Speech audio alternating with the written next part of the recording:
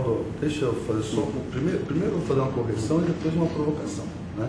A correção foi o seguinte: no começo, quando nós discutimos aqui a questão da democracia na Venezuela, eu disse para você que, do ponto de vista dos pontos que você levantava, sim, poderia ser entendido como uma democracia, mas faltava um outro aspecto que a mim me parece importante e nas relações econômicas é fundamental, que é a solidez das instituições. Portanto, você quer dizer, é difícil você qualificar tanto a Venezuela nesse momento como uma ditadura, né? Mas também é difícil você qualificar por simplesmente como uma democracia.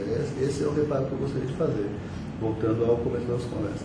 A outra questão é o seguinte, aí a provocação. Se a gente olhar apenas para esses aspectos, né, de eleições livres, etc., nós voltamos para alguns regimes autoritários que se instituíram na primeira metade do século XX na Europa, que também nasceram dessa forma, e com um detalhe, não raro, com a omissão das grandes democracias europeias, como a França e a Inglaterra, que durante um largo período presenciaram a instabilidade política na Europa sem achar que tivesse nada a ver com isso. Né? Então, eu acho que a gente tem que... Deixa eu colocar ainda uma outra questão aí nessa equação da democracia venezuelana. A justiça não é independente. Essa é a principal objeção que se coloca em relação à democracia lá na Venezuela, que é a independência dos poderes. Né?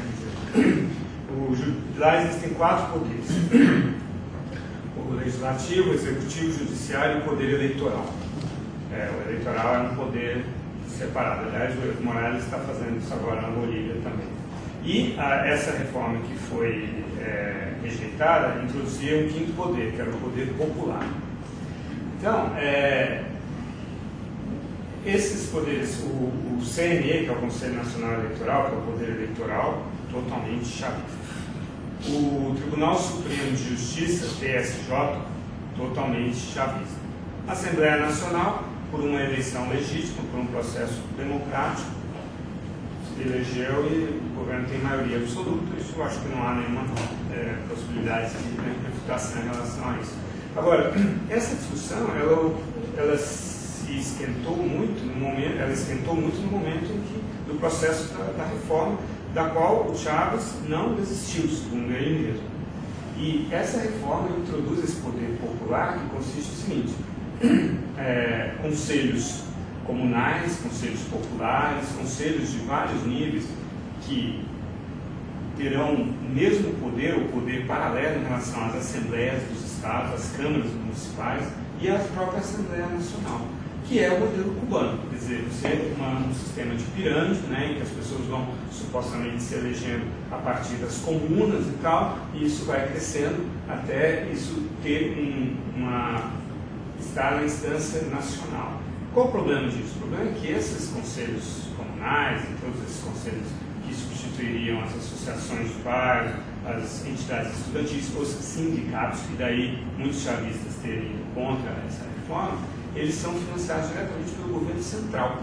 São sobras. O dinheiro sai do Palácio Miraflores. Né? Então, dá para se ter uma ideia de quem é que vai se candidatar a esses conselhos comunais, que aliás já existem, não foram ainda legalizados, mas já existem, são todos chavistas. Então aí que realmente soou alarme em relação à democracia venezuelana. O que vocês acham dessa história? Considerando sempre esse viés da justiça independente? Bom, eu concordo. Eu acho que o governo ele tem um viés autoritário. Agora, dizer que a Venezuela ainda não já é uma ditadura, não é. Dizer que a Venezuela tem um sistema político ditatorial, eu não posso concordar com esse tipo de afirmação. Então, eu posso concordar com qual afirmação? A Venezuela tem um governo autoritário, com um viés fortemente autoritário, e quer dizer que cabe à Venezuela encontrar um caminho do ponto de vista da sua autodeterminação, das suas instituições e assim por diante. Do ponto de vista do entendimento como cientista político, eu não posso lançar um juízo de valor sobre o chavismo ou o antichavismo. O meu papel aqui é entender o que está acontecendo na Venezuela e do ponto de vista do objetivo desse debate aqui, argumentar se é do interesse do Brasil, do Estado brasileiro, a entrada da Venezuela no Mercosul.